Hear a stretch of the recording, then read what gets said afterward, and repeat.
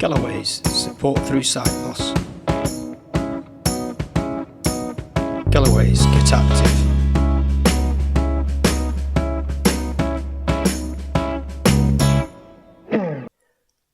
RSPB Marshside, Southport. Okay, hello everyone, it's James and Jane again with another of our Galloway's Get Active audio described walks for you. Today we're in Marshside near Southport, and this is going to be part of a walk that we're going to do on the next Southport walk, which is going to be around about the 7th of July I think it is. So we're going to go along and take in, it's an RSPB reserve, so we're going to see what we can find for you. Shows the salt marshes and a little bit of the wetlands as well, so come along and we'll see what we can find. Well, let's go. We'll leave the car park at RSPB Marshside, cross over the road and follow the gravel path. This shortly leads to a side road where we cross over and keep following the gravel path until we come to a bird hide on the left hand side, which looks out over some wetland and some little lakes, Saltmarsh lakes. Just showing a view over the lakes where there's a small group of Canada geese.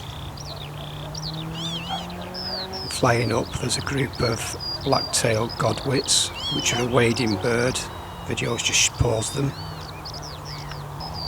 There's probably around about 10 birds flying. Welcome to RSPB Marshside, part of the Ribble Estuary National Nature Reserve. A haven for wildlife that's working hard for you too. RSPB Marshside is part of the Ribble Estuary National Nature Reserve, one of Britain's top sites for wildlife. Thousands of waterbirds spend the winter here or pass through on their migrations, and endangered birds like redshanks and skylarks make their nests on the ground amongst the grasses and wildflowers. So carry on following the gravel track with the road on our right hand side, which eventually leads into a enclosed hide, which will then again look out over some more lakes and floodplains. There's a video showing a female tufted duck, which is a small diving duck, and it has a duckling at its side. You can hear all sorts of birds on the marsh. You might hear skylarks. Now showing a mute swan, which is preening itself on the far side, and hidden away in the rushes you might just be able to see the grey of one of its cygnets.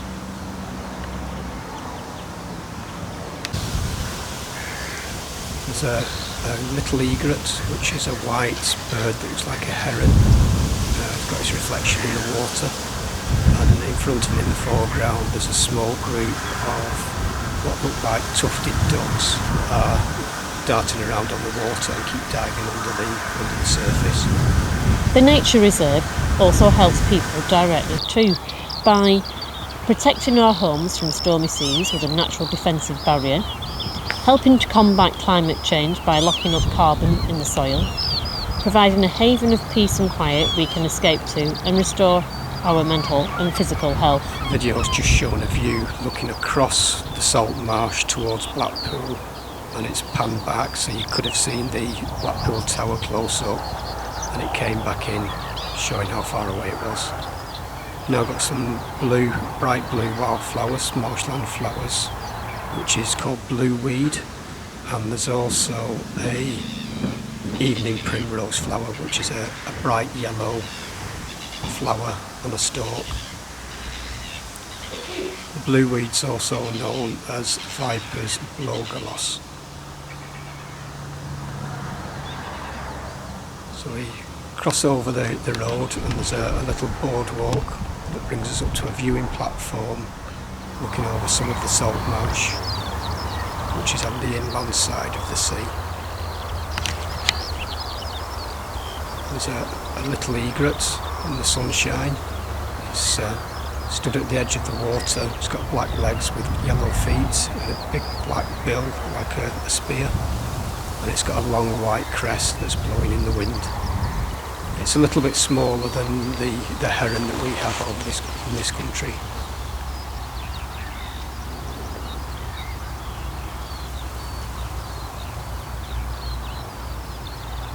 Now showing some white trumpet flowers of the bindweed. We're walking across some rough tarmac into a nature reserve. Esquith Park Aerodrome, Heritage Site, 1910 to 1966. In 1910, a hangar was built on this site by Southport Town Council and rented to local pioneer aviator John Gaunt. During the First World War, the Royal Naval Air Service replaced the original hangar with two bow-strung truss hangars in which they assembled military aircraft. In its early days of existence, the original landing ground was on an area adjacent to this site, and which is today the Municipal Golf Links, before being moved to the present beach in later years.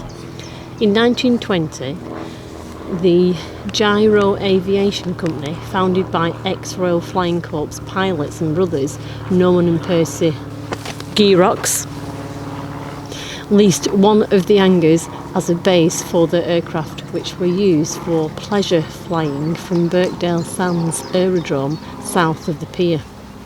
In the 1930s, the company also ran a flying school and offered air services from Southport to Blackpool on the Isle of Man. So the path keeps leading through a banking, which over on both sides we've got the golf course. And there's some rough ground. You might be able to hear the sound of a lapwing calling, and also the sounds of the skylarks, which is a real whistly song. There's the sound of a wood pigeon as well. Now showing the lapwing, which is was once a common bird seen on farmlands. Numbers have declined. It looks like a black and white bird with a crest on its head.